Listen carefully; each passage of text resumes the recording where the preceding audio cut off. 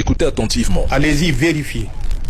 Aujourd'hui, là où je vous parle, à l'aéroport de Tourou, 15-20 km tout au plus à l'ouest de Parakou, vous verrez à Tourou, dans le W, l'ensemble des forces que nous avons expulsées par notre territoire et à travers la frontière avec le pays frère du Tchad s'est retrouvé ou se sont retrouvés sur le territoire béninois.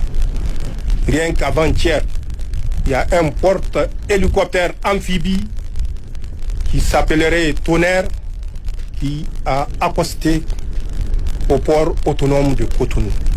À bord, c'est des milliers de soldats français.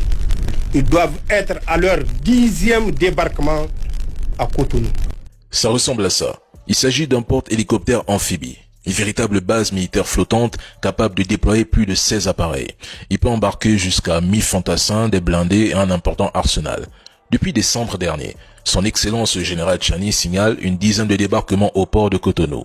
Ces mouvements ne ressemblent ni à un exercice militaire, ni à une formation des forces béninoises. Il s'agit selon lui de soldats qui se replient vers une base militaire mise à leur disposition. On peut estimer ces flux à plusieurs milliers d'hommes sur le sol béninois. Les forces françaises officiellement expulsées du Niger seraient pourtant bien présentes sur place à Cotonou.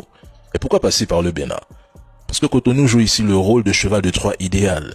Des bases comme celle de Toro serviraient de hub pour armer et former des groupes terreau puis livrer la nuit des armes par hélicoptère avec des immatriculations effacées afin de brouiller les pistes. L'objectif serait double: soutenir militairement ces groupes et mener un sabotage économique destiné à affamer le Niger pour le faire céder ou plier de l'intérieur. C'est un scénario qui rappelle la stratégie employée en Libye: s'aimer le chaos pour reprendre la main sur les ressources du pays. Le Bénin serait devenu un porte-avions français pour asphyxier le Niger sans tirer un coup de feu officiel. L'objectif final est de faire imploser l'AES en 3 temps: provoquer une révolte au Mali, provoquer un blackout au Niger, un soulèvement au Burkina, puis réinstaller Bazoum comme marionnette et relancer l'uranium à prix cassé sous le drapeau de la démocratie retrouvée.